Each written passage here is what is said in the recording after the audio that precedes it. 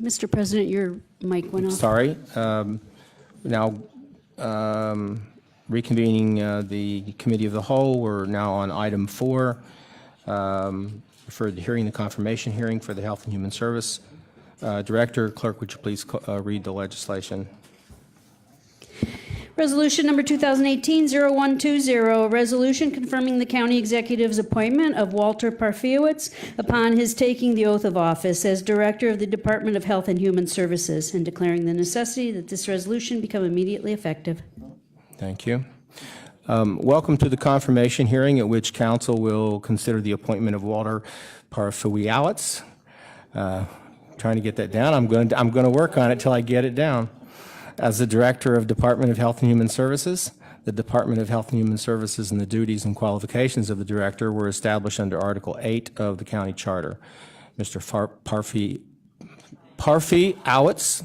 Parfiowicz, good enough,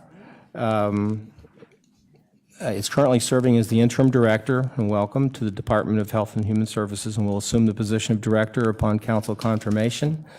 The council process will proceed as following. The nominee will be offered an opportunity to address his qualifications, motivations for seeking the position, and plans regarding the office. Council members will then be offered the opportunity to ask questions of the nominee. We will do so in rounds, allowing each council member to ask 2 questions per round until all council questions have been answered. Once all questions have been asked, we will entertain a motion to recommend that council approve or reject the nomination at the next regular meeting.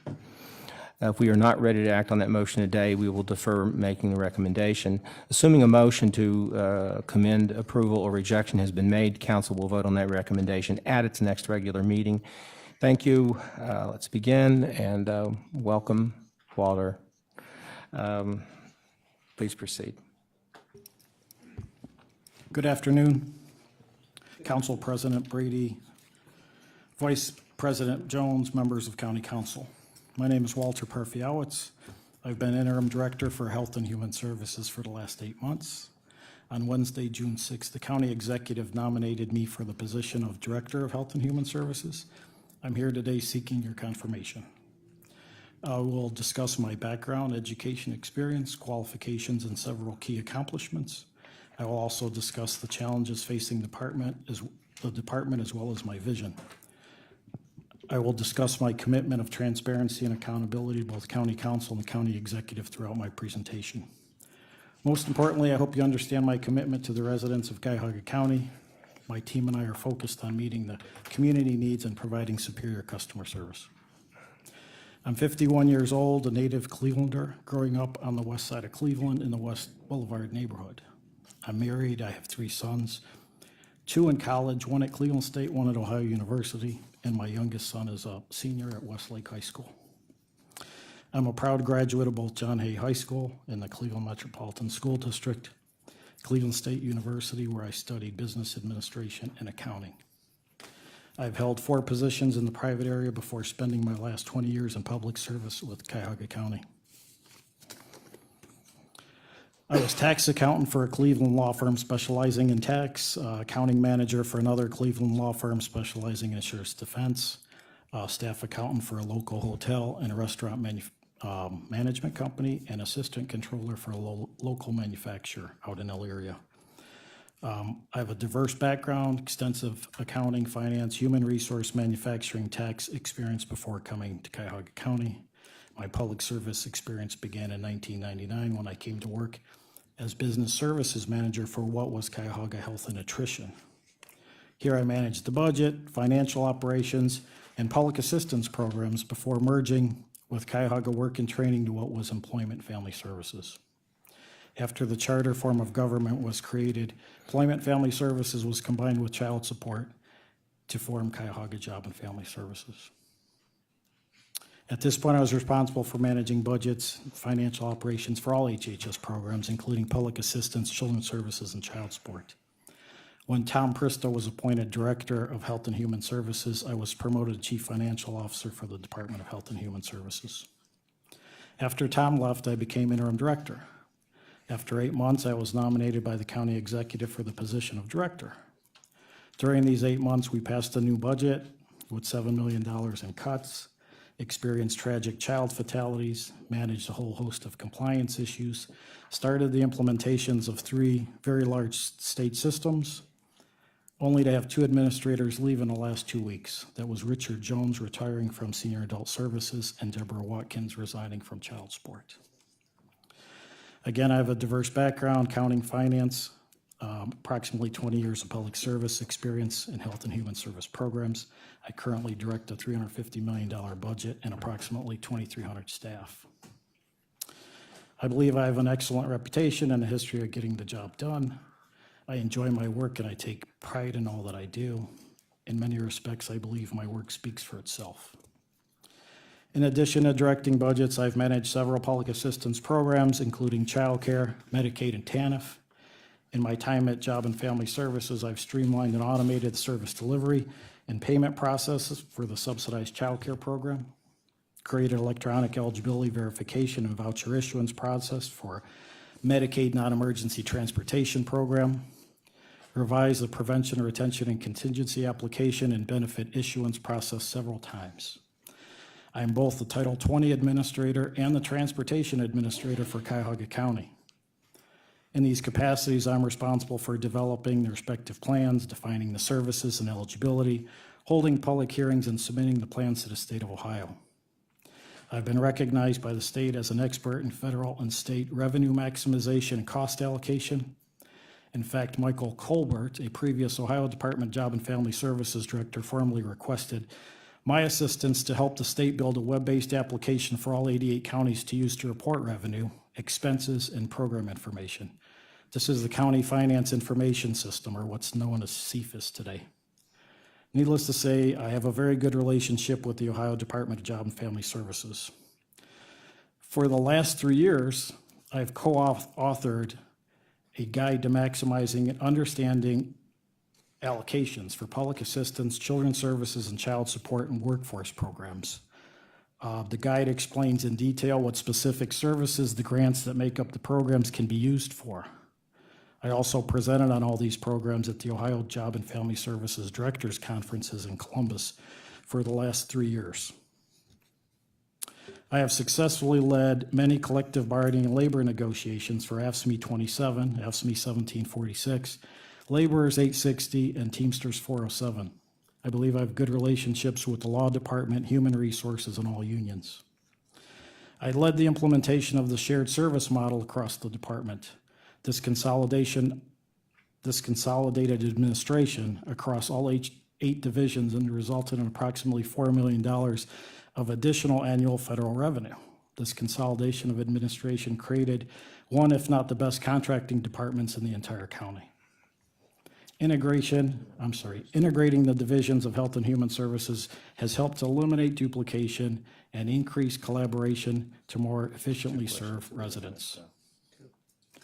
I've worked closely with Public Works on several capital projects, including Health and Human Services Fit Study, the Jane Edna Hunter and Virgil E. Brown roof replacements, bringing thermal energy into Virgil E. Brown, and the creation of the West Shore Opportunity Resource Center, our state-of-the-art conference and training facility where we provide training for all health and human service programs. I have successfully managed many federal, state, and county compliance audits. Over the last 20 years, I'm proud to say I've worked on many health and human service levy campaigns, distributing literature, assembling yard signs, working phone banks, and working the polls on election day. We have many challenges ahead of us. The Division of Children and Family Services has had some high-profile child fatalities over the last year, raising questions and concerns. We've presented at 2 county council public hearings where DCFS, a neighborhood collaborative provider, the county prosecutor's office, and juvenile court explained the child welfare process. We have completed 5 of our 6 scheduled listening tours in the communities. Later this week, we will receive recommendations from the expert panel appointed by the county executive. We await recommendations from the state. We recently received recommendations from county council. We will review all these recommendations and develop a comprehensive plan for moving forward. We're implementing the new customer relations management system to facilitate efficient routing and responses to client complaints. We are working with the sheriff to add a sheriff's detective to assist with child welfare investigations and serve as a resource to our social workers. We will work to increase the number of licensed social workers at DCFS. We will form an advisory board to provide an independent perspective and feedback to the county. Later this year, we'll evaluate our short-term extended services model to determine its effectiveness. We will create a more thorough version of the state's Child Protection Oversight and Evaluation, it's a CPO audit, in an effort to correct and increase our compliance with state regulations and get more reliable example of quality casework. We expect all these steps will improve the services DCFS provides to clients and children. The Division of Job and Family Services has several public assistance compliance issues, such as food stamp timeliness, able-bodied adults with dependent children participation, TANF work participation, and pending Medicaid cases. JFS has improved all performance measures over the last several months with the exception of the ABOD participation rate, primarily due to factors that are out of the county's control. We use technology to provide faster and easier access to benefits over the phone and online. We have a major state eligibility system conversion, CRISI to OBWP, that will move us from case loading to case banking, and we're currently working with the county library system in an effort to outstation some of our eligibility staff. Soon, CJFS will hold 3 community forums. In July, the forums will be in July. The community will learn about changes, give the community the opportunity to learn about changes to apply and access Medicaid, SNAP, and TANF benefits. The Division of Senior Adult Services is in the process of implementing a new mandated state adult protective service system. The state has provided DSAS with licenses and in the process of scheduling training. The new system will help us manage and increase in the number of seniors who may be vulnerable to abuse and neglect. We must continue to be the leader in protecting our seniors. The Office of Child Support is developing and implementing a workflow case management system to manage work throughout the life of the case and provide the ability to track delinquent child support. The Office of Child Support is helping parents obtain services to increase employment, support fathers through the Fatherhood Initiative, use behavioral interventions in child support, and engage employers in a way so they can be reliable support for their children. Invest in Children has expanded universal pre-kindergarten, adding 2,600 slots for a total of 4,600. In addition to all of this, we have 3 of our 4 larger divisions without administrators. Soon I'll select 3 administrators, 1 for Job and Family Services, 1 for Senior and Adult Services, and 1 for the Office of Child Support. As you have heard, I'm a finance person by trade, so you won't be surprised that accountability and transparency are very important to me. When I came to work in public service at the county, the terms dignity and respect became of equal importance to me. All health and human service programs are state supervised and county administered. The policies and procedures for these programs are set by the state and federal governments, but administered by the county. If confirmed, I will expect accountability and transparency in everything we do. I believe we're here to serve the public and will not accept anything less than treating our clients and each other with dignity and respect. Most health and human service staff didn't come to work here for the pay. They came here to do the important work. I believe staff should have a say in what they do and how they do it. We will continue to provide training in all health and human service program areas, have the best frontline workers possible, and we'll continue to invest in leadership development. I will expect all staff to provide the best services to our clients while complying with federal, state, and county regulations. Thank you for considering my vision. I look forward to working with all of you to support our most vulnerable residents and communities and make Cuyahoga a great place to live. Thank you. Thank you very much. Okay, we'll be taking questions from members of council. The chairman of the Health and Human Service Committee, Councilman Conwell, will go first, and then others should get my attention in the order to get on the list. Councilwoman? Thank you, President Brady. The Health and Human Services Administrator has a vital role for this county, leading each of the directors over the agencies and especially communicating with the residents. So I like that part, Walter P., and we'll stick with Thank P you. for me. That's fine. That's fine. In your vision. and you had a lot of vision, and I don't think I heard all of your vision, so I will be listening again this tape so I can make sure that I write them all down. But just to start off, I had several questions, but I know my colleagues have some as well, so I'll start off with three. One quick one, President Brady, as interim director, and this just came up just looking at, did you sit in on any of the interviews? I see there's a host of individuals that applied for this position. I just was wondering, in your current capacity, did you sit in any of those interviews? For this position? Yes. No, I did not. Okay, so now I can go to my tip. That was just bugging me. What is the plan, what is your plan to provide oversight for the 8 health and human service agencies under your purview? My plan is to continue just as I have as interim director. I'm not a micromanager. I think that every director should have autonomy to run their division.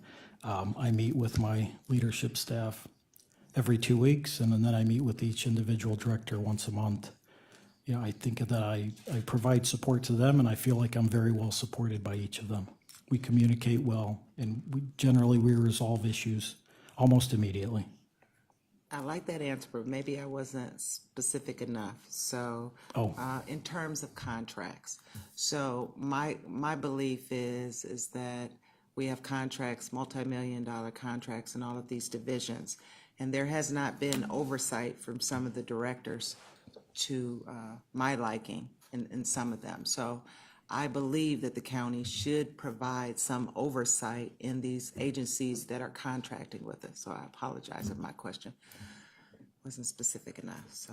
Okay, I mean, our contract administrator is Bob Math. I mean, he's handling now the 4 larger divisions: children, family, job and family, senior and adult, and child support enforcement. He handles all of those contracts. He provides support to the community initiatives, which are Family and Children First, Early Childhood, Reentry, and Homeless Services. I know that.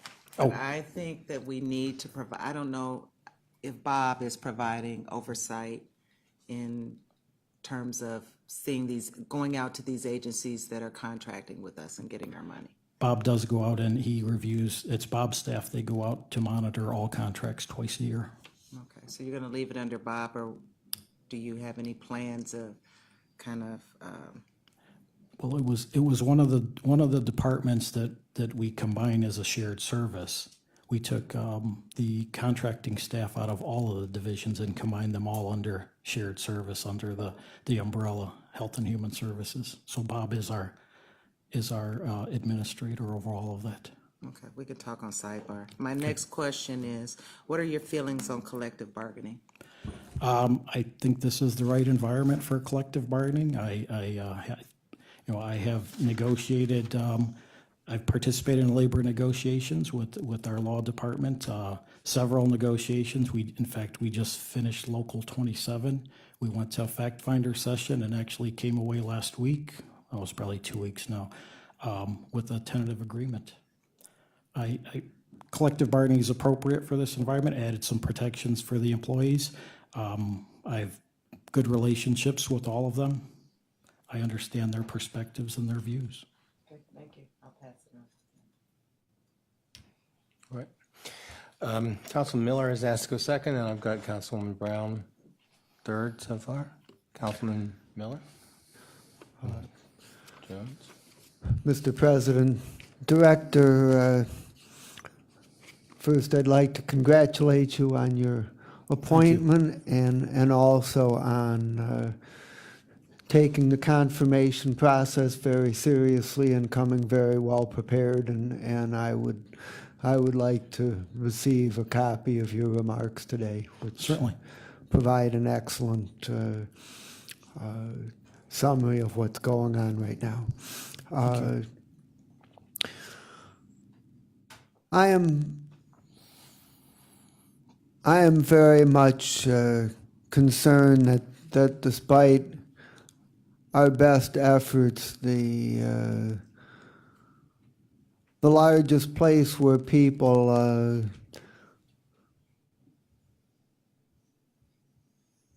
with mental health and addiction disorders go is to the county jail. Not only here, it's all over the country. And I'm also concerned that we have a major effort going on reducing infant mortality, but I don't want to see kids survive their first year but be lead poisoned by age 3 or 4. So my first question is to ask, what more could the county be doing in the area of making sure that people with mental health and addiction disorders get treatment rather than jail, and also what more can we do to prevent problems with lead-based paint? Okay, I think the best thing we could do with mental health services is further our collaborative efforts. I think that we meet regularly with the Adams Board, the Board of Developmental Disabilities, Family Children First Council, Children Family Services. I think the meetings are productive, but I think that there's probably way more that we could do. When it comes to the lead poisoning program, we just recently in the Job and Family Services division added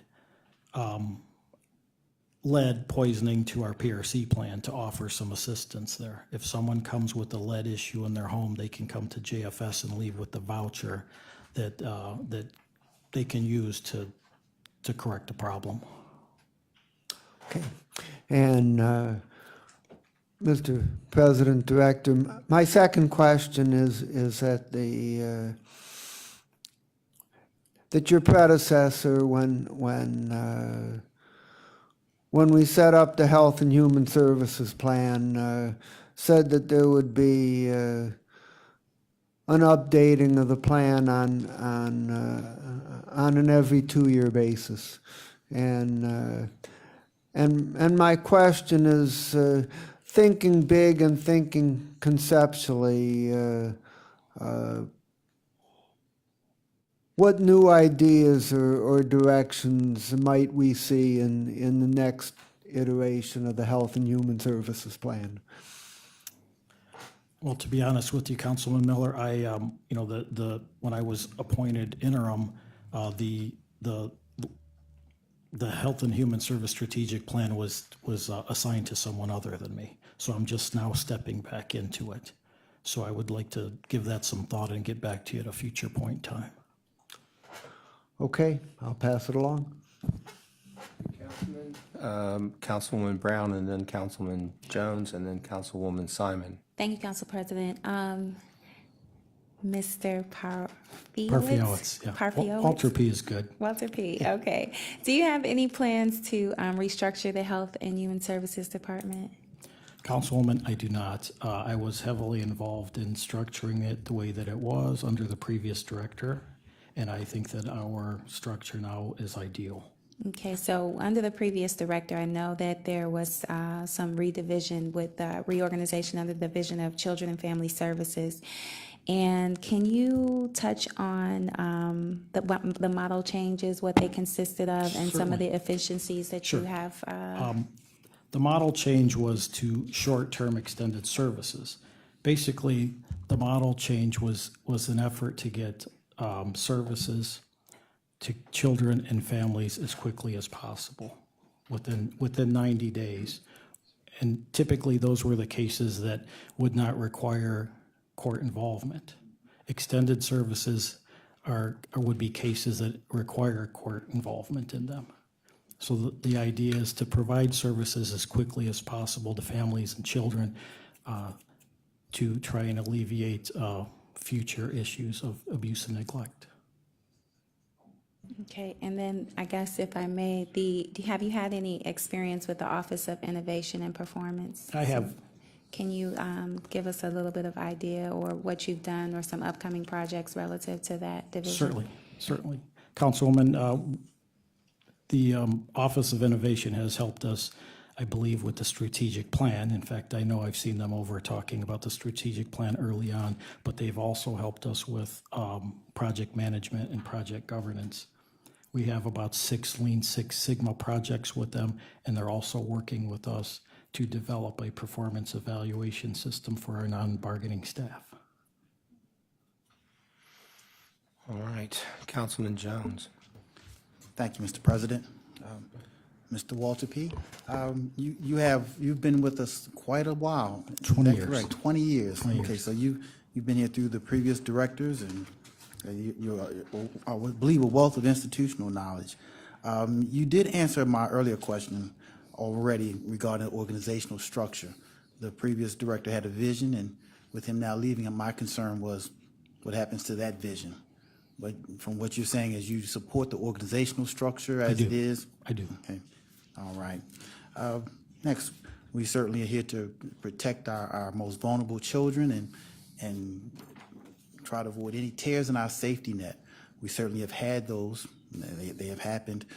Share with us what from your position now, what you would do to continue to work that these things don't happen in the future as minimal as possible. Certainly. We have now recommendations from our county executive. We have recommendations from county council. Later this week, we'll have recommendations from the expert panel. And we believe in the next month, we'll have recommendations back from the Ohio Department of Job and Family Services. They also investigated a number of our cases. We will develop a comprehensive plan once we have all the recommendations, and we'll report back.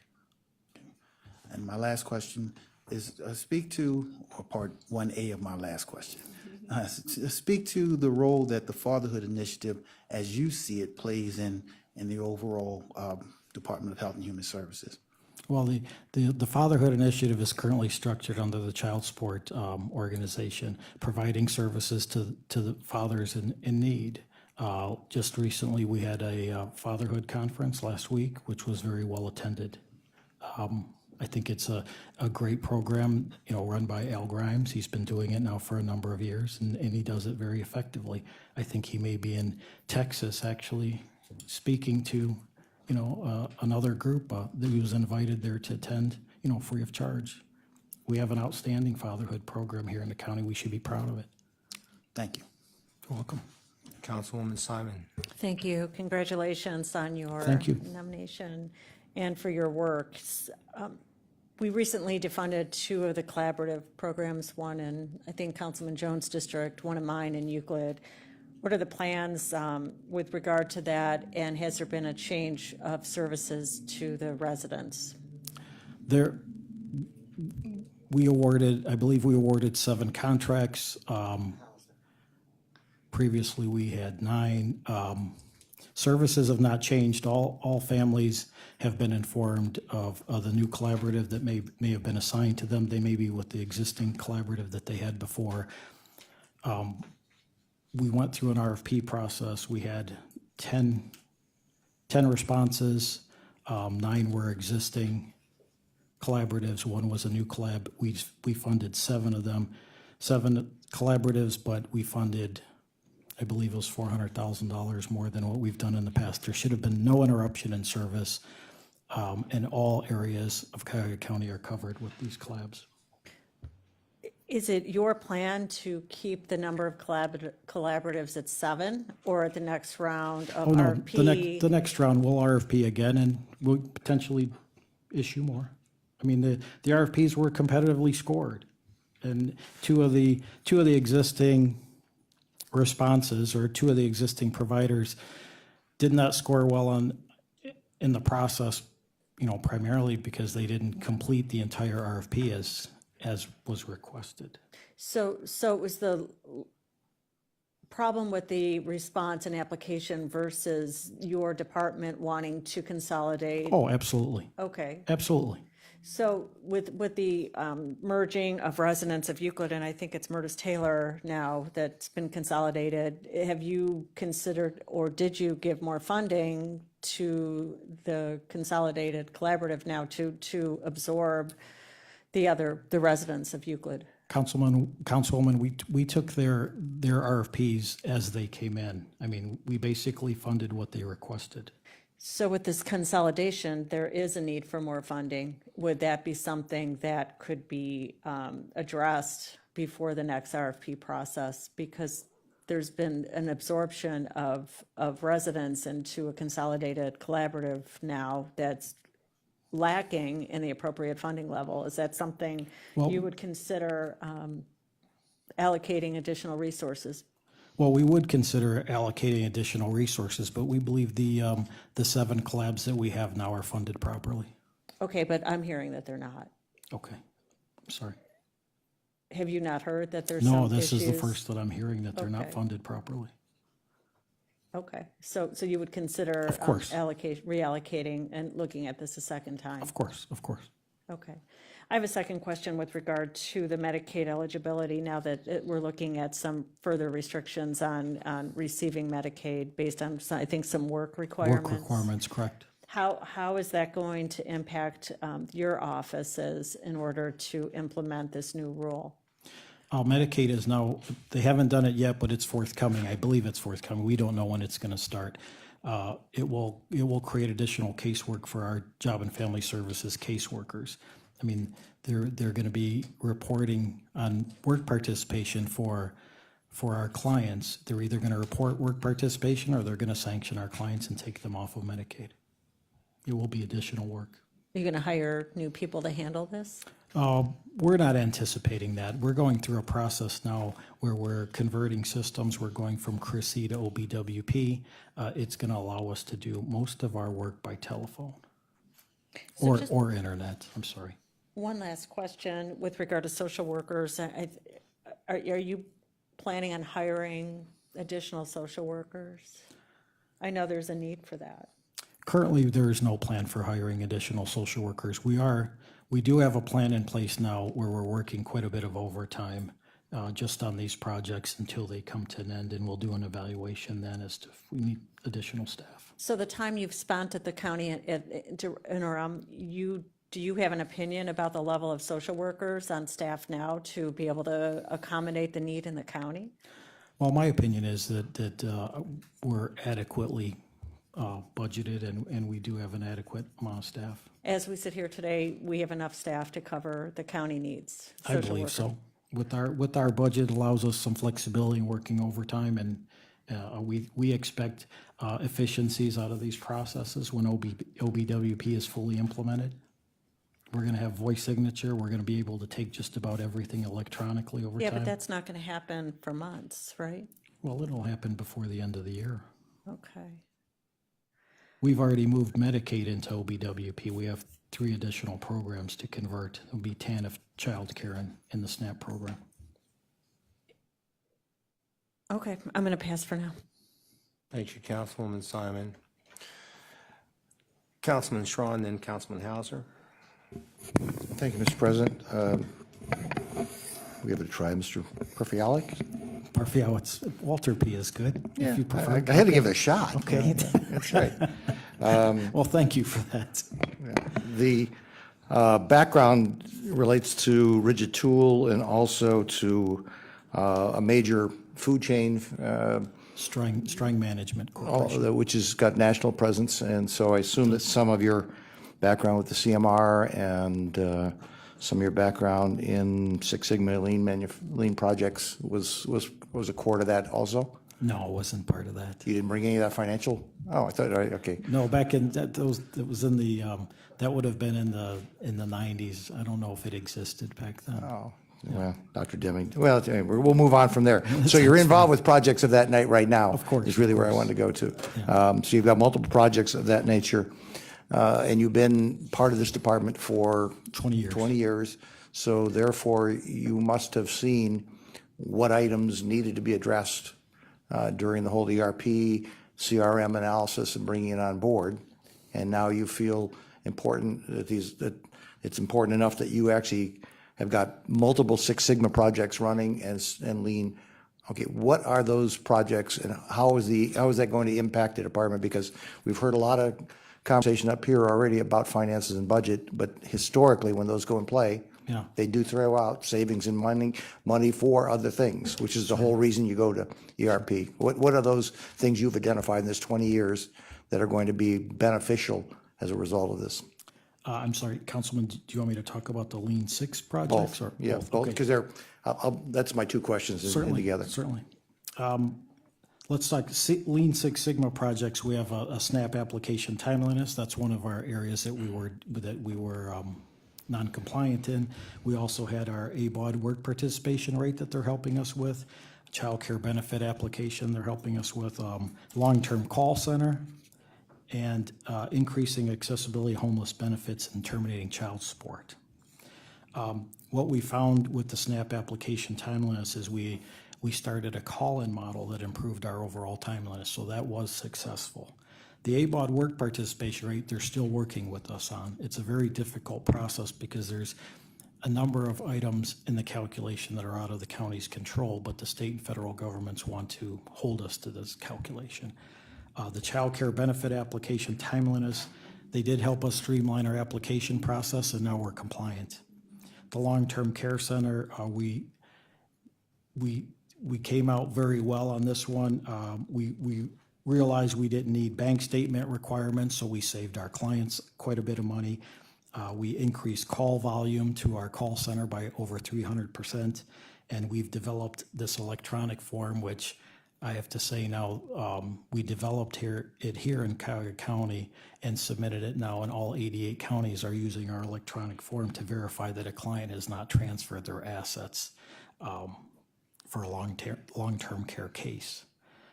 We've increased accessibility for homeless benefits. That one, we're still working with recommendations that they provided. We'll see if that's going to be a success. And termination of child support was a real winner for us because we were able to reduce the number of steps and various handoffs in the case management process. And we're valuing 2,214 hours of staff time being saved on an annual basis. Your opening remarks were heavily weighted towards your financial background. Correct. Translate your financial background to what you just said as to what does it mean for the county? Because I know we're going to be talking about budgets very soon. These items here are helping us with our performance measures for the state and federal governments and our programs. Very difficult to translate these into dollars. The only one that would be easy to translate is the 2,214 hours of staff time. At roughly $50, $75 an hour? Certainly. Okay, thank you. Thank you, Councilman. Councilman Hauser? Walter, I had a question. What are we doing with our Office of Reentry? I've been protesting for a while. I don't think we're doing enough from that office. I think we have a great director in Crystal Bryant, but I don't think we're doing enough. So what are we doing with the office, and what do you see the future of our Cuyahoga County Office of Reentry? Previously, I actually attended a meeting in the past where there was some discussion about combining our Office of Reentry with the Sheriff's Office. That did not occur. It was, I believe that was last year sometime. That change did not occur. The budgets have been passed as they are. Our intention is to leave the Office of Reentry as is. Okay, yeah, I didn't think that was a good idea, combining the two offices. And so I guess, in your opinion, what more can we do? I mean, I think we have a huge reentry community here in Cuyahoga County. I think we can do more, and we can talk offline, but just big picture, do you think we can do anything to bring more awareness? I think we can. I think we need a little better coordination there too, or collaboration there with our JFS office, and provide what services that we can for those re-entering society. I agree. We could talk more. My second question, I talked to Dr. Jones before he left about, I think he called it the new majority, our seniors here in Cuyahoga County. He needed a lot. I know he was talking about transportation to get our seniors, et cetera. What do you see with our senior and adult services, and I guess what resources I guess can we provide to do more for our seniors here in Cuyahoga County? Well, I see our senior population rising, but I see that our budgets have remained flat over the years. we've managed to do a little bit of coordination. We moved the JFS office out there, our specialized Medicaid benefits group, to expedite the Medicaid eligibility process for DSAS. This change also saved us a couple of dollars, $100,000 or so, by charging their lease differently, because now we have a JFS or an income maintenance office and a social service office together. Now creates a shared environment. So we did save about $100,000 there. But I agree with you. I think that the program is underfunded. I think our population is growing. Okay, okay, I don't have any more questions. Thank you, and I think it's great, especially your institutional knowledge. You've been here a long time. I think if we can look at some creative, innovative ways to do some things look in the forward to future. that. Yeah. Thank you, Walter. Thank you, Councilman. Councilwoman Baker. Thank you, Chair, and thank you, Walter P. Oh, thank you. Do have just a couple questions. And it goes along with Councilman Hauser's comment about the senior services. We had a pretty well-attended West Shore meeting with Director Jones before he left, and there was a meeting of the minds that the West Shore, North Olmsted, Fairview Park in particular, but all the West Shore districts haven't seen a lot of attention there. And I would hope that when you think about your next director, that you have a broader sense of the need of elderly people that come from all areas of Cuyahoga County. Of course. Thank you. That was just a comment I wanted to make for them. The second, the first question really is kind of expanding on Councilwoman Simon's social workers. And as a member of the Health and Human Service Committee, we've heard quite a bit from directors that social working has been pretty intense. There's been a lot of turnover. It's a very challenging job. They're really in the grassroots of making it happen when it comes to servicing those in Cuyahoga County that need it.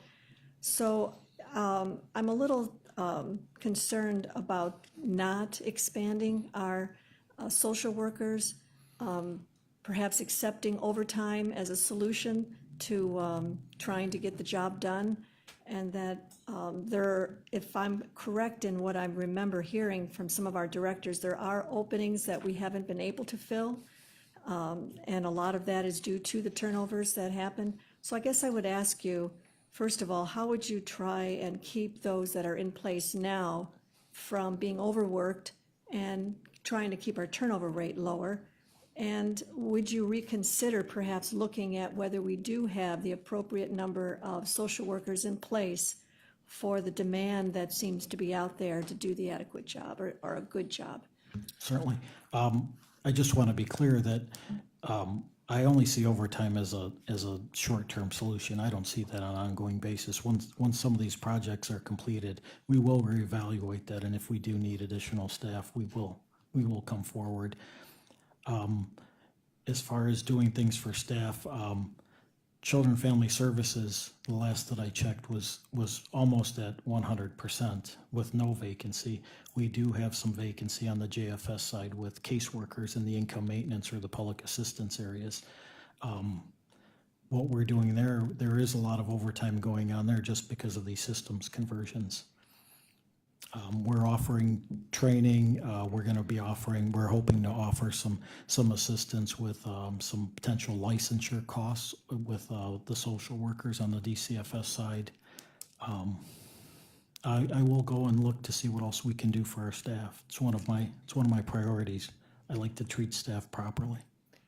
I just may follow with the Child and Family Services. You're at 100% right now. Yeah, How long it's very have you close. been at near 100%? Has it been a while, or is that just Yeah, something that? we've been doing very well at Children and Family Services. There's very little vacancy there. I mean, I checked the number just the other day. Children and Family Services as of June 9th was at 787. It's actually over what's budgeted there. And the overtime for those that are working at full capacity is low? Yeah, they're down about 35 staff. That's at Job and Family Services. And I'm not sure that answer, is the overtime that is paid to them relatively low with it being at near 100% staffed? I'm sorry, what do you mean by low? Are you hearing from your social workers that they are overworked and can't get the job done, can't go to everyone they're supposed to be going to, just different, No, I'm not hearing that. They actually do like the overtime. They do like the additional money. They're coming in, some are, we give them some flexibility. They're working in the couple hours in the evening, or they're coming in to do 8-hour Saturdays. and it's not a burnout? So far, I haven't experienced that.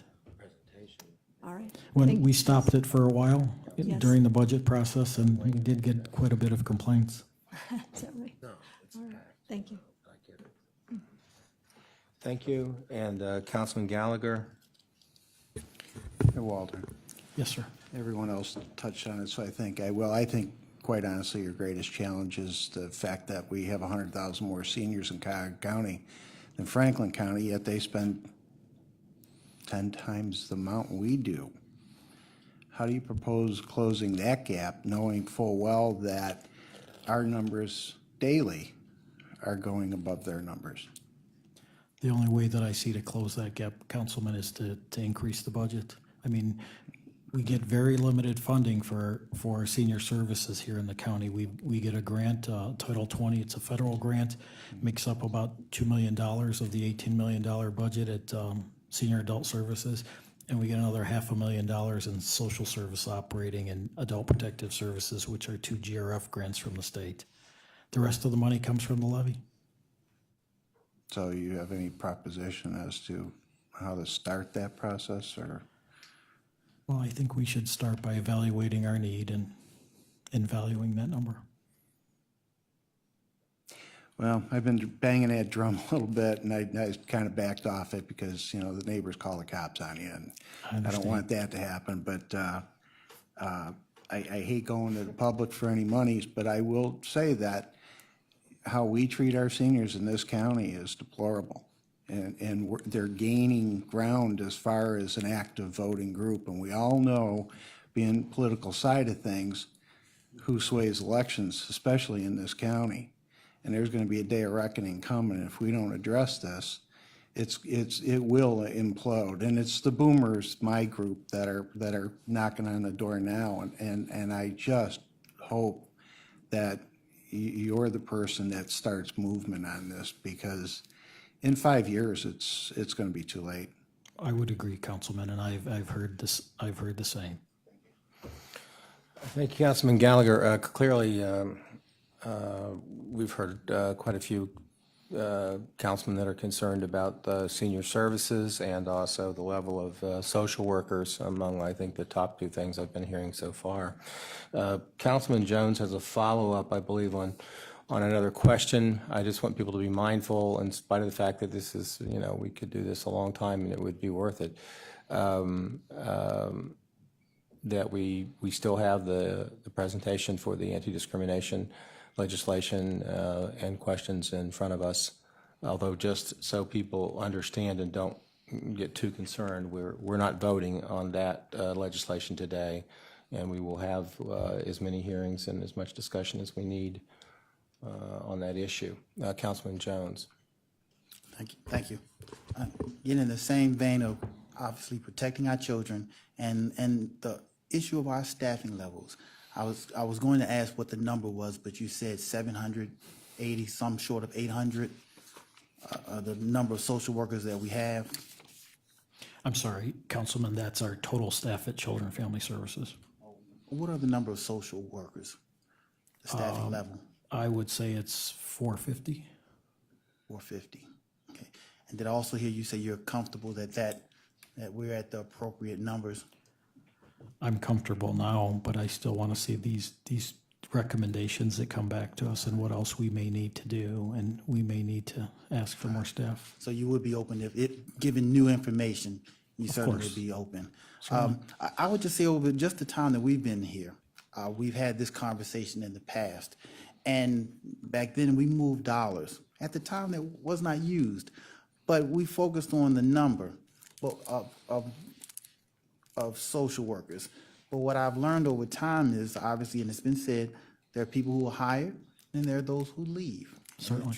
So we're not really talking about a number, we're really talking about a rate and how quickly you hire to replace those. And that rate, really determines what the number will be. Of course. So again, my question genuinely is, are you, and you have answered it, are you open to making sure that we have the proper staffing levels, given the new information? Absolutely. And hiring at a rate that will make sure we have maintain the appropriate staffing level? Oh, absolutely. I'm open to it. Okay. I look forward to reviewing these and coming up with a comprehensive plan as to how to move forward. I think we need to do a better job at our Job and Family Services division to staff up to get it to our budgeted level. Okay, thank you. I just have two quick questions, and then I'd like to move on unless other people have more. The YWCA has just been recently operating the women's shelter, and I'd like to know what your thoughts are on that, and then finally, how are we doing with overflow space? Okay. Okay, I do have some information. The Office of Homeless Services, obviously Ruth Gillette, she meets regularly with YWCA. She's reporting that the Y is doing very well. They've taken over management of Norma Herr. They're implementing new guidelines, as people transition in. We're requiring them to meet with housing advocates to develop a housing plan within 3 weeks of them coming in to transition them back out. Okay, that's good to hear. There have been circumstances where Health and Human Services is impacted by individuals displaced by emergencies. Recent house explosion, I think, was a big example of that. Right, East Cleveland. And also we have this issue of displaced U.S. citizens from the island of Puerto Rico because of the hurricane, and we're still trying to ascertain the extent of that problem and how it's impacting us. And I was wondering if you had any comments on that today. Well, the question about using emergency management services, we've had some involvement with them over the years. In fact, I did it myself, where we developed a continuity plan with them, but it was a backup for our own operations. I think it's a great idea to collaborate with them to come up with a more comprehensive plan.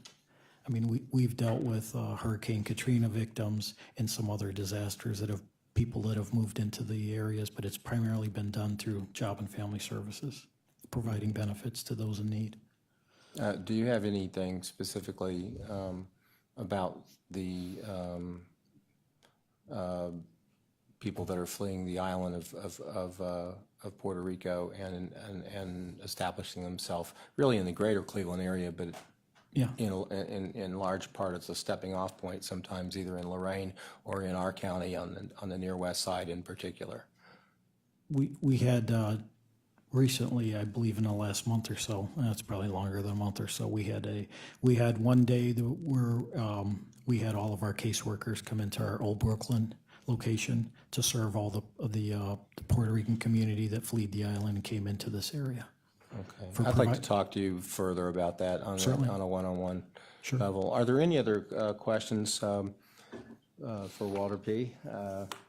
We've all known you for a long time. As is obvious and no surprise to you, the council is very concerned about all of these issues. Will remain so, and look forward to working with you. I look forward to the same. I'm open to meeting with each and every one of you. Okay.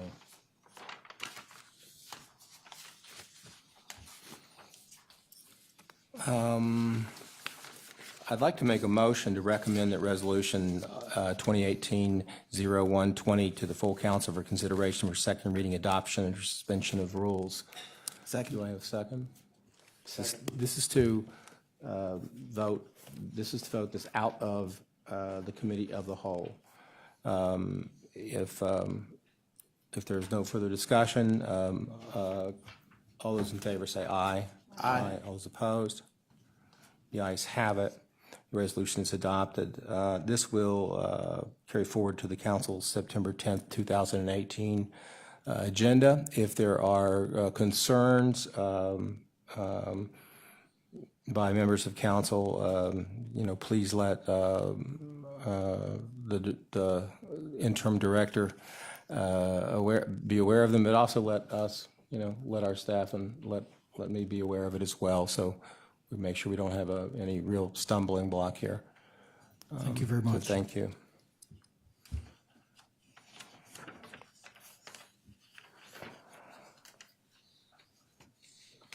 Any miscellaneous business? Anything else, Madam Clerk? We're still going on to the next item? On the regular agenda, item number 5? Yes. Oh, I see. Okay, well, I was thinking about taking a break, but I don't think we better, unless there's anybody. We're really under the clock a little bit now. We'll hopefully be able to take a break before the council meeting starts. All right. Would like to have a presentation by the administration on Resolution 2018-00019.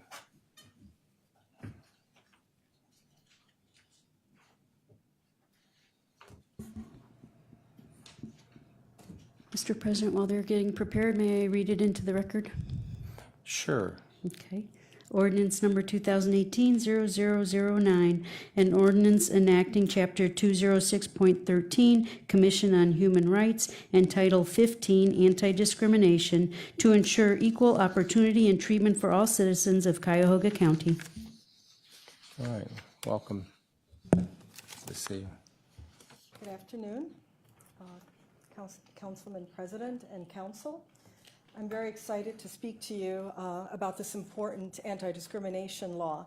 Now more than ever, we need this law in light of the. I'm sorry, but although some of us are very familiar with you, could you just identify yourself? Sure. For everybody in the room. My name is Wata Fasad, and I'm a lawyer with the County Law Department, Assistant Director of Law. As I said before, I'm very excited to speak to you about this important anti-discrimination law. Earlier, you heard from Cleveland Marshall, Professor Doron Kalir. He and I authored the first amicus brief filed in the landmark U.S. Supreme Court marriage equality case on behalf of the county's Children and Family Services. The county was on the right side of history then, and today marks the anniversary of that decision. We have another opportunity to be on the right side of history. Regionally, through this anti-discrimination law, the county can take the lead on setting the tone for inclusiveness, demonstrating a visible commitment to equality. This legislation serves as an expression of our commitment towards improving the quality of life of Cuyahoga County citizens.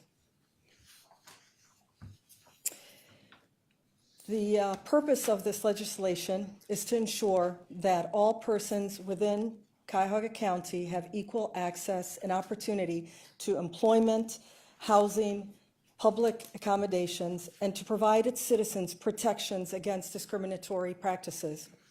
It is a matter of public concern to protect and to safeguard the right and opportunity of all individuals to be free from discrimination. Why is this ordinance necessary? Federal and state law unfortunately fail to provide adequate protections to the LGBT community members. Ohio Revised Code Section 4112, the Ohio's anti-discrimination statute, provides no protections for the LGBTQ community on the basis of sexual orientation, gender identity, or expression. Enacting a comprehensive anti-discrimination ordinance will expand existing protections to the LGBT community and all county residents. What this ordinance would do, it would protect the following classes that are already protected under state law, which are race, color, religion, military status, national origin, disability, age, ancestry, and gender. Those are the existing protected classes. The ordinance here would also, in addition to that, would add protected status or give protected status on the basis of sexual orientation, gender identity, and/or expression.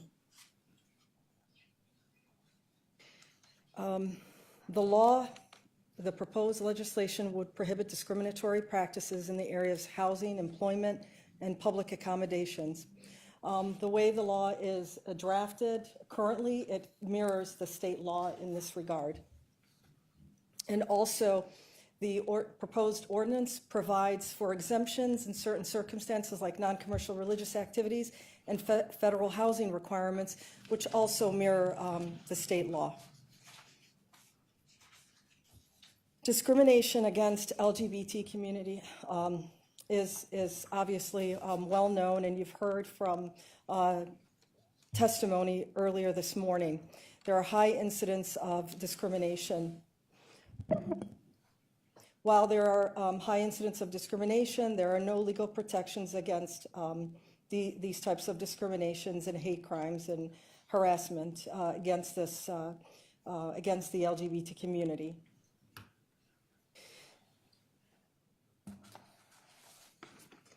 LGBT protections are becoming widespread, as Mr. Budish mentioned earlier today. 22 states and more than 225 cities and counties have enacted laws such as this, prohibiting discrimination based on sexual orientation and/or gender identity or expression. More than 75% of Fortune 500 businesses have voluntarily adopted policies. Cities and counties perceived to be LGBT inclusive have higher measures of economic growth, and they attract a creative workforce and demonstrate our commitment to our values of diversity and inclusion.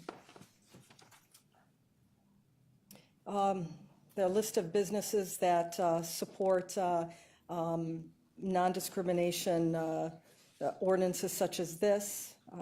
There's a plethora of businesses that have signed the Ohio Business Competes. These are on the state level businesses, and there are also additional local support for such anti-discrimination ordinances. Also, the Human Rights Campaign is the leading does this national benchmarking tool, and where businesses have adopted policies on their own voluntarily that pertain to the LGBT community. In the 2018 CEI report, over 609 major businesses actually earned a top score of 100% and the distinction of the best places to work for LGBT community equality. How would this work? We propose that this legislation would create a Human Rights Commission. It would be composed of 3 licensed attorneys, and the commission would receive, review, hear, and decide discrimination complaints, among other things, and upon a finding of discrimination would impose a penalty and exercise all powers that are reasonable and necessary to effectuate the purposes of this law. The commission staffing would be, the executive director would be the county's diversity and inclusion officer. And here we have today, this is, would be Louis Cartagena. And Louis is currently the diversity inclusion officer for the county. He oversees minority business enterprise and women business enterprise program and the Cuyahoga County Business Economic Inclusion Program. He would recruit, select, and supervise clerical staff, and an important component of this ordinance would to recruit volunteer attorneys to conciliate and mediate complaints that come in, complaints of discrimination. The complaint and enforcement procedure, it would involve a complaint would come in, would be a verified complaint, would be under oath, and it would describe the date, the place, and the circumstances of the alleged discriminatory practices, and it must be filed within 120 days after the alleged unlawful practice.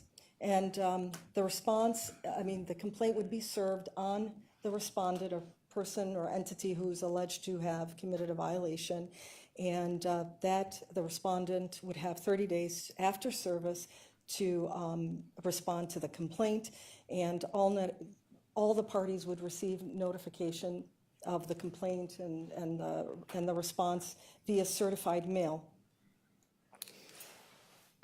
The way it would work is that complaints alleging discrimination on the basis of sexual orientation and gender identity that are based solely on this classification would be reviewed and heard by the commission immediately. However, if the complaint of discrimination on the basis of other protected categories, existing protected categories under state law, will be referred to the Ohio Civil Rights Commission. And they would partner with us, as we heard from, I believe it was Vera Boggs today from the Ohio Civil Rights Commission. So if anybody has any questions regarding the procedure, I'll just skip to this. It's more with regard to the timing and the deadlines. So again, any complaint other that is based on the existing protected classes would be referred to the OCRC, or that would be kind of a mixed, would also, like, if the alleged violation is based on sexual orientation or gender identity or expression, along with existing protected categories, those would be referred to the OCRC or the EEOC. Conciliation and mediation is an important component of this law. It is important that we encourage, and the commission would encourage, the parties to resolve disputes through informal methods such as conciliation and mediation. And we are currently exploring the possibility of collaborating with the Cleveland Metropolitan Bar Association, the CMBA. And we're very excited about the prospect of collaborating with the CMBA and providing and recruiting volunteer attorneys to assist in this process. Again, this is with regard to more procedure or policies. A hearing must be held within 90 days from the date of the complaint unless the parties have agreed to a mediation. The commission may dismiss complaints for lack of merit or administrative convenience, meaning really for a want of prosecution. If the complainant doesn't come forward for some reason, doesn't want to come forward, then the complaint can be administratively withdrawn. And the course of the hearing would be the typical administrative hearing where the parties would have an opportunity to present and cross-examine testimony and evidence, and the commission would be charged with developing a complete and full record.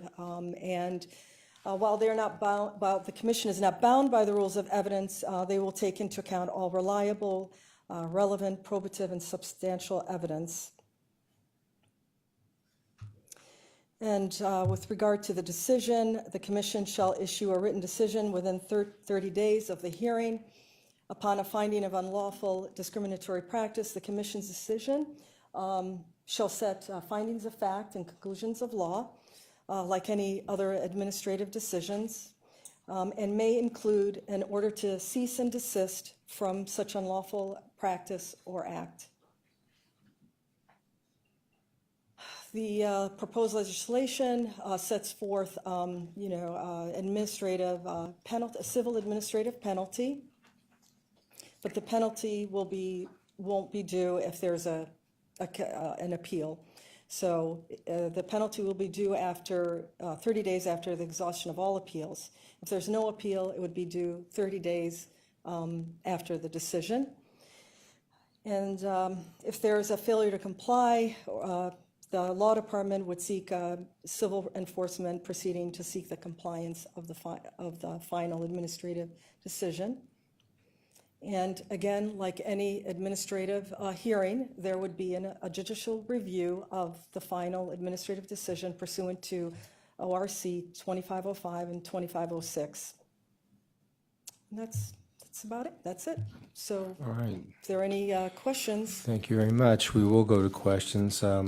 I wanted to ask a question, and this may be a question for the inclusion officer, Mr. Cartagena.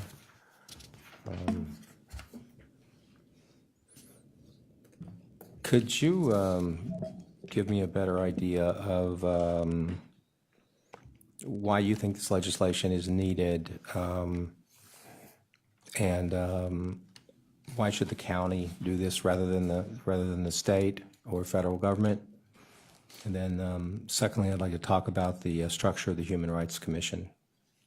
Okay, so I think during the public comments, you guys heard a lot of what I've probably written down here, but I'll go ahead and reiterate it. To me, diversity can be summarized as a range of human differences such as race, age, gender, immigration status, political beliefs, without limiting the difference to only these few. Inclusion is involvement and empowerment where the dignity of all people is recognized. The right to non-discrimination is usually denied by omitting sexual orientation and gender identity or expression in anti-discrimination laws. Enacting this ordinance with clear language that adds sexual orientation and gender identity or expression to non-discrimination protection removes any doubt of the rights of citizens of Cuyahoga County and the citizens that we protect. It aligns with our strategic plan for regional growth and individual well-being, where our communities are vibrant, dynamic, and diverse, where all residents are safe, supported, and all people have equal access to justice. I believe that's why the county to take the step and be brave in putting this ordinance through, because I think it makes complete sense, and you guys have already heard about the economic impact of being welcoming and ensuring that people feel safe within the county. And why shouldn't that be the responsibility of the state? It should.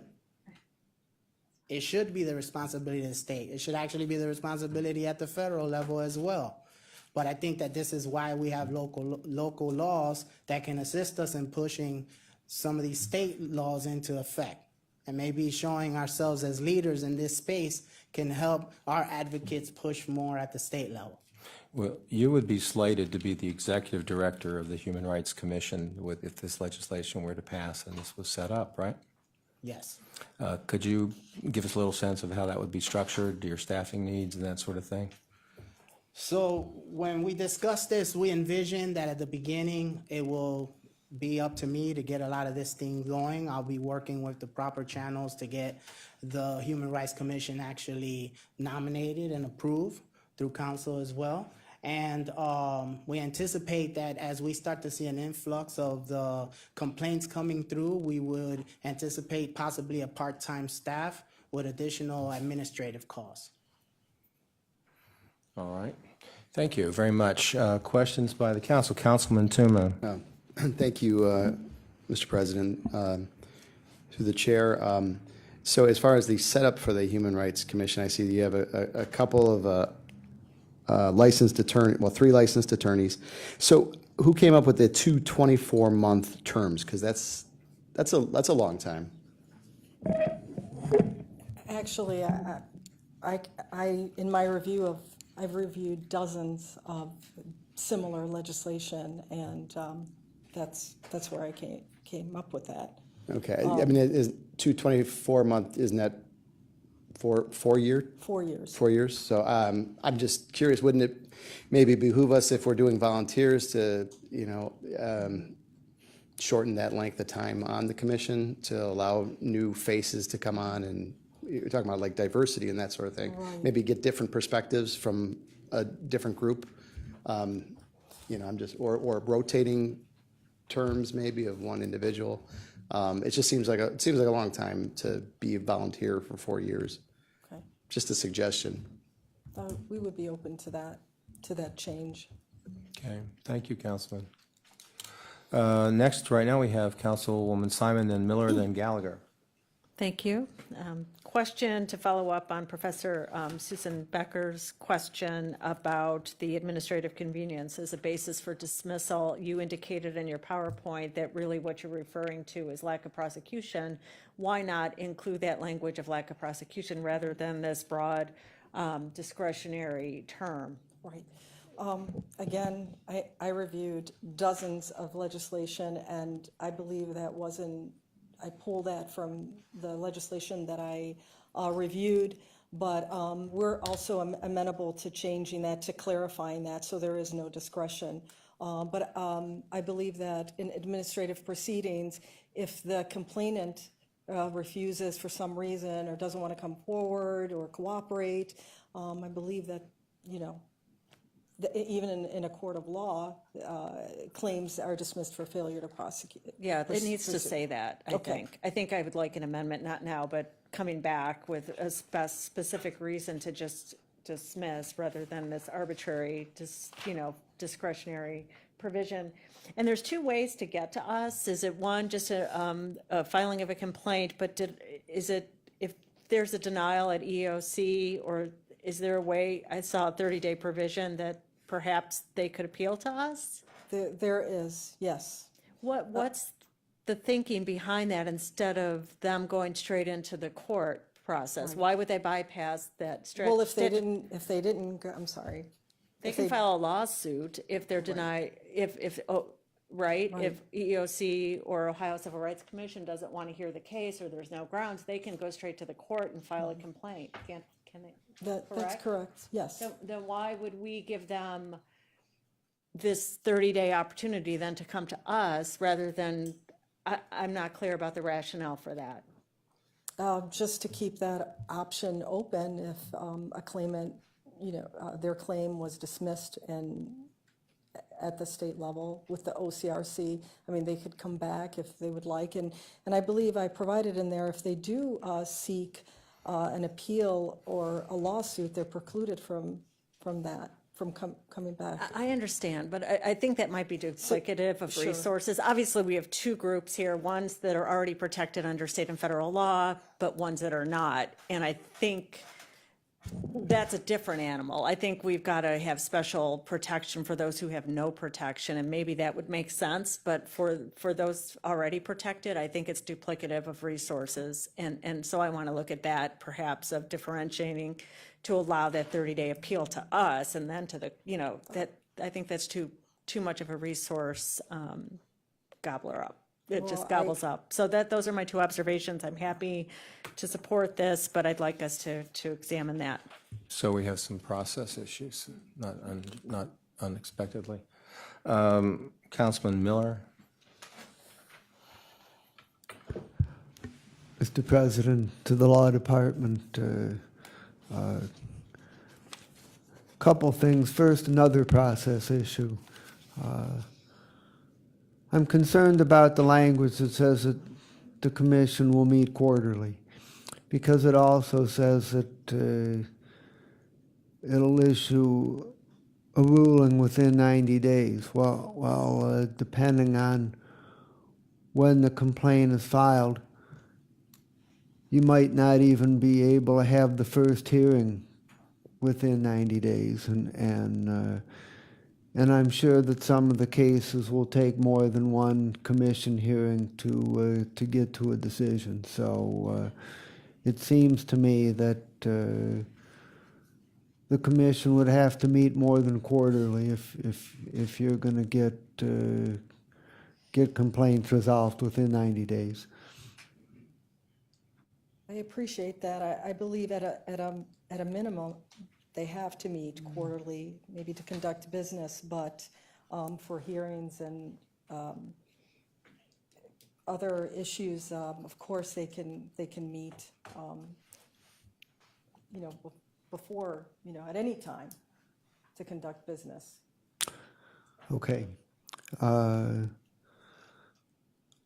Second thing I just want to make people aware of, I had a meeting with Director Triazzi and council staff and raised a concern, which is that we have a number of structures operating and not operating that are working in this general area. In addition to the to this proposed commission, which does its work plus it issues annual reports, we also have the Diversity Review Council that was established under the disparity study. And we also have the Human Rights Commission and the Citizens Advisory Commission on Equity, which were established under the equity plan, but not in fact implemented. Plus, there's a requirement there for annual reports. And so I'm just thinking that we should take advantage of this legislation before us to take a look at this area comprehensively and say, what structures do we need in the non-discrimination and equity area to cover it comprehensively but not duplicatively? So I just bring that to everybody's information for consideration. Final thing that I'd like to say is that I've read some research that's showing that there's a very high incidence of backdoor discrimination in housing where people who have HUD vouchers are being denied for rental units, and so I think we should take the testimony about source of income very seriously and try to incorporate something about that. With regard to your first comment, Councilman Miller, I believe that this ordinance really is a win-win because it complements and supports the Commission on Equity. And I understand that there is a conversation with Bob Triazzi and the Chief of Staff, Earl Lycan, and we will try to coordinate a resolution Okay. to your concerns. Thank you. We have now Councilman Gallagher, Councilman Jones, and Councilman Schron. Hello. How many other non-protective classes exist? Non-protected? Yeah. Right now, I mean, the focus of this legislation is Does- to does protect this- the LGBT community. Does this do it? I'm Are sorry? we done? Is this do it? Is this everybody? Is this all-inclusive? I mean, you heard the testimony today. I mean, there's a great need for this. The I don't disagree. legislature, I don't disagree, and I think it's my job not to be bold. It's my job to ask hard questions. And I'm just wondering where this ends. I mean, what's the next group that comes in? Are we done? Would we not be better to have legislation that says all groups protected and unprotected? Does that include everybody? I think it does. Yeah, I saw some things. I think the ACLU lawyer here did a disservice to what you're doing right now, because you worry about the unintended circumstances of legislation, and they exist, they happen. And you vote for this, and this is good, and this is solid, and all of a sudden, she came up and testified it's not enough. I need money. I need to be compensated for the discriminatory actions against me. I need my lawyers paid for. So those are the unintended circumstances that I see coming down the pike if indeed this legislation is moved forward. You see what I'm saying? So that's why I'm saying, who else is out there that's unprotected? Because they're going to have a right to come in here and say, hey, you know, but I can't think of anybody, and that's why I'm saying, why don't we just do protected and unprotected instead of singling groups out? I thought we were supposed to be inclusive. Well, thank you, Councilman, and I'm sure that if you have any amendments to the legislation to broaden its scope, we'd be all be interested in That's listening. fine. to what you have to say. Thank you. What's the recourse for a false claim? The recourse for a false claim is that we have a system in place. There's an administrative process, and those will be vetted and reviewed for lack of merit. I mean, you have 3 competent attorneys who are looking at this and a system in place. And just like in any other legislation across the country or OCRC, we receive false complaints, but we have a process in place. Okay. And one last thing. Now, when you have the hearing, is that recorded or is there a transcript? I believe it's going to be recorded. Okay. Thank you. Sure, thank you. Councilman, we have other councilmen. Do you want to? Oh, I'm sorry. Are you following up on something? I was just following up on. Okay. on Well, Councilman's rule. then go ahead, Councilman. Just real quickly, and you know, Councilman Gallagher, even the Supreme Court for years has struggled as to what classes should be protected and what's disparate treatment and what, you know, various factors go into, you know, the reasonableness versus substantial public interest. So, I mean, they're fair questions that you're asking, and I would say that, and law professor, I think, could even attest to this, is the Supreme Court's even struggled with these issues for a number of years. So it's fair questions to ask, but not easy answers to those questions sometimes. So just thought I'd throw that in there for what it's worth. Thank you. Thank you, Councilman. Now I believe Councilman Jones is next. Thank you, Mr. President. Luis, your position was birthed out of, you were one of 12 outcomes from our racial disparity study, the creation of your position. With these new duties, how do you absorb them and accomplish them all? Do you need increased staffing level? Speak to how you will effectively perform all duties given to you. So right now, currently, we're still developing the full procedures. I do anticipate that as more complaints are coming in with my duties already as inclusion officer, I could anticipate needing that part-time staff and a budget, to be real honest with you. Currently, I'm operating with no budget. So I have to really get my hands wrapped around how to work with our partners for this ordinance and the community that's going to be involved with this ordinance to make sure that we're completing everything on our end. And so that's a question that today I couldn't answer completely, but I would anticipate that with my duties as inclusion officer and this added responsibility, at some point, we would have to start discussing the additional staff. Okay. Right now, you are within the Department of Public Works. You're within Public Works. Right. Okay, not the IG department. No. No, you're in Public Works. Okay. So I'm trying to envision what it would look like when your staff and staffing level. Next question. The prohibited discriminatory practices says public accommodations.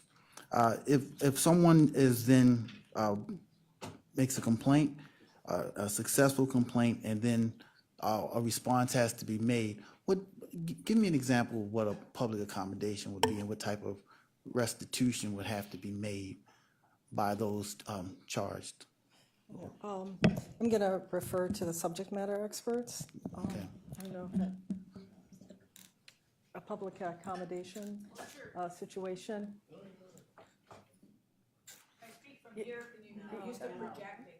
No, sorry.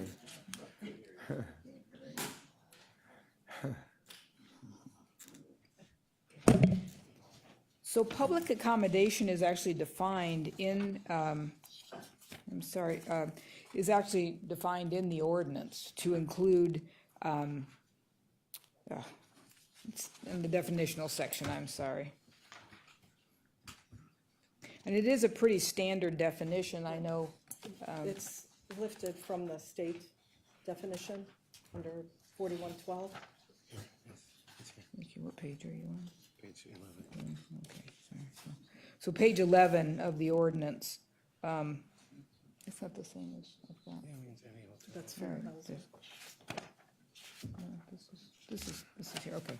So place of public accommodation, a hotel, a motel, an inn, a restaurant, an eating establishment, a swimming pool, public sports facilities, sports arenas, theme parks, museums, all of those kind of things that the public, and that's really the key, I think, for that, is that the public is entitled to go into. So if you have a private organization, a private lodge or something like that, the doors aren't open to the public, so it would not be included.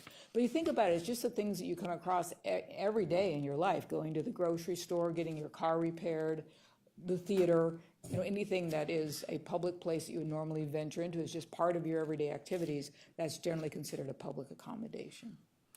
Councilman Jones? I do understand that. My question is, what is the resolution when a complaint is brought against someone, a successful complaint, that they have not provided the appropriate public accommodations? Give me a real world application. What would be that museums or hotels' responsibilities to be compliant? What would they have to do? Certainly, so what the agency itself could do here is issue a cease and desist order. They can also conciliate and mediate. What happens in the real world, which is a great question a lot of times, is once a complaint has filed, assuming whoever the manager, owner is, et cetera, is open to this, they will sit down with the person from the county and talk about what the law requires and what their obligations are. What we find a lot with public accommodation is it's just an employee who isn't really informed of what the policy is, what the law is, that kind of thing. So they can often, I'm not saying always, because you never want to say always in the law, ever, but they can often be resolved pretty quickly and to everyone's benefit. So sometimes, there'll be employee training, a change in policy, those kind of things.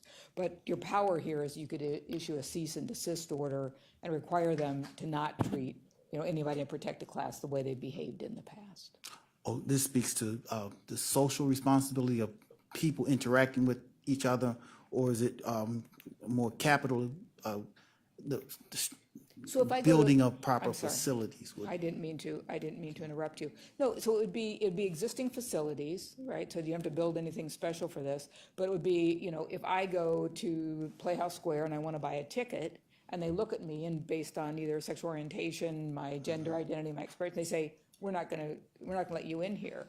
Or I go to a restaurant or a bar and they say no. So what precipitates the action is that someone has been refused service, basically. I mean, really, a lot of these are modeled after and are grounded in, refusal service at lunch counters for people of, any class, but certainly have been based on racial exclusions and those kind of things. That's the heart of it. Just treat everybody fairly when we go about our daily lives, doing the things that we all do, eat, drink, buy groceries, get our car fixed, go to the theater, whatever. Just that no one in the protected classes is excluded.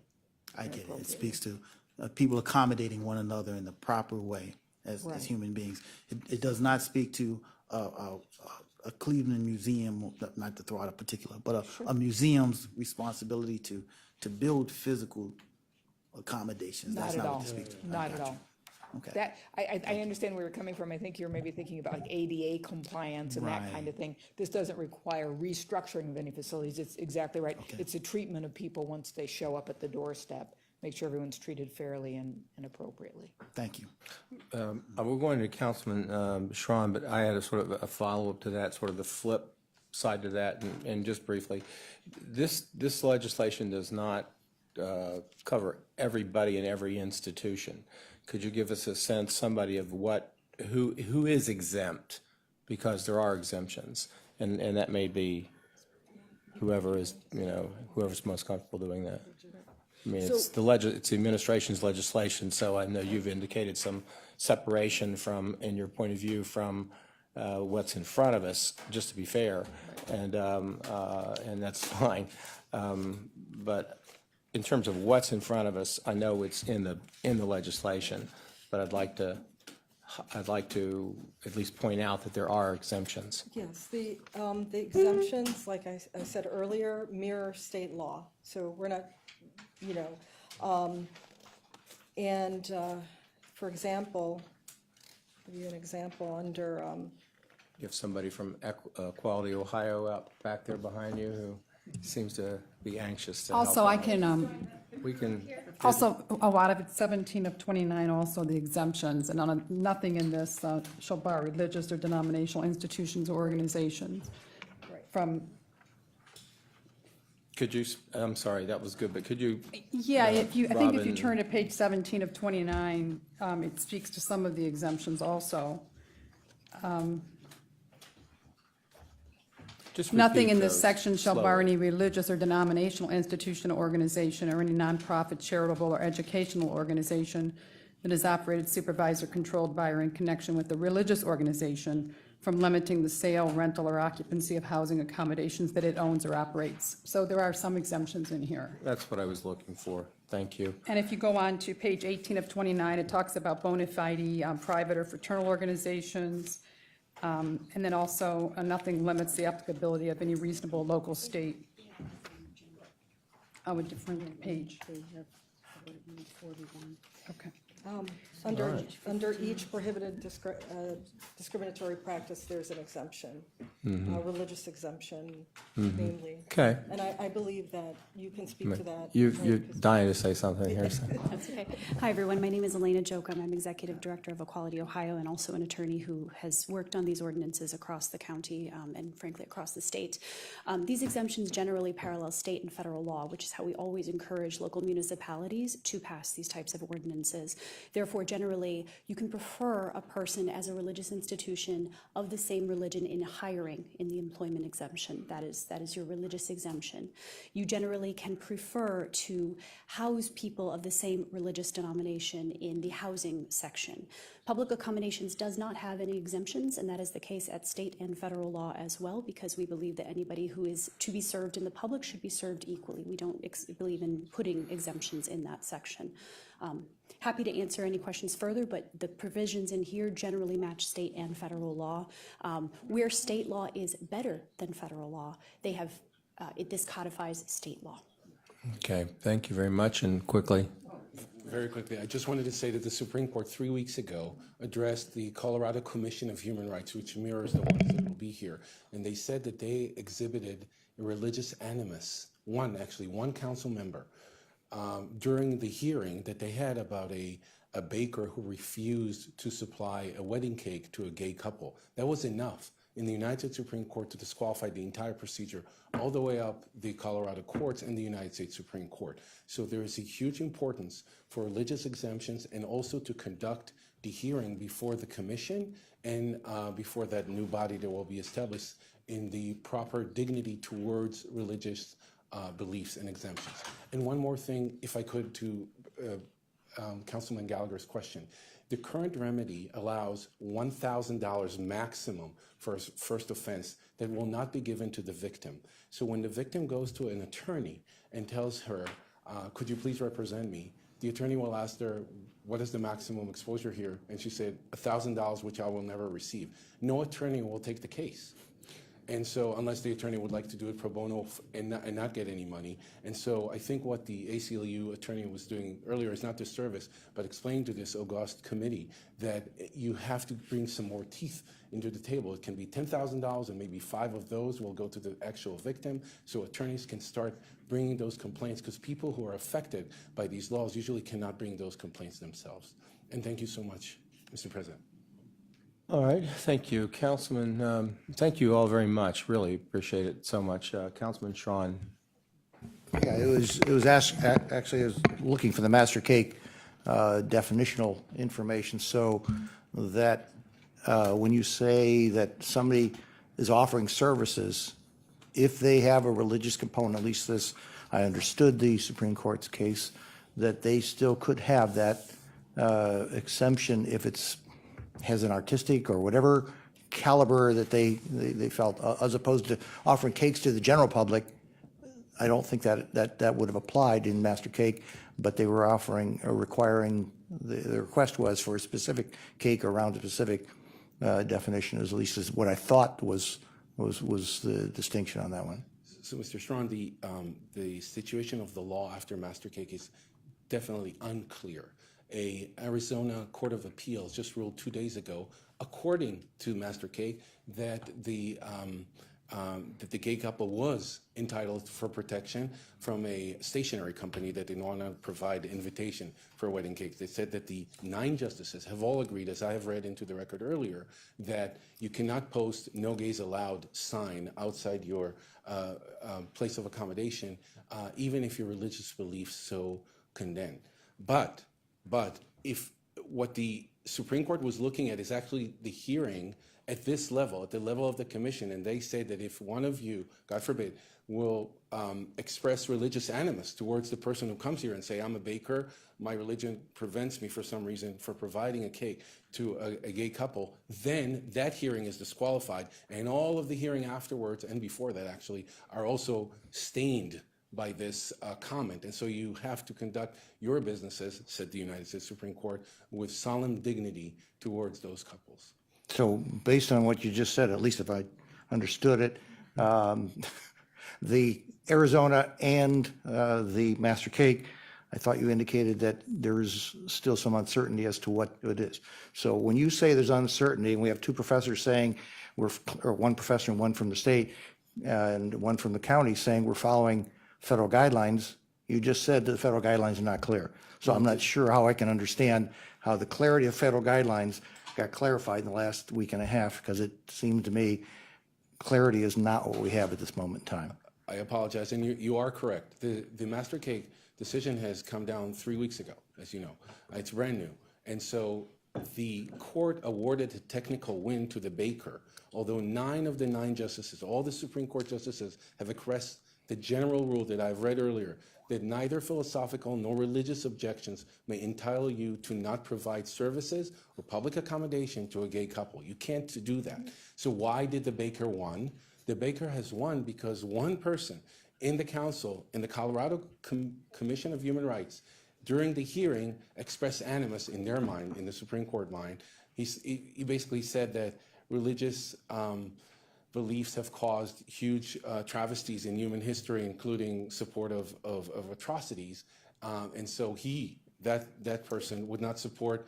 And it was fact-specific to that situation, Yes. right? Yeah. It was very fact-specific. Very narrow exception. And they just disqualified the hearing. That's all they did.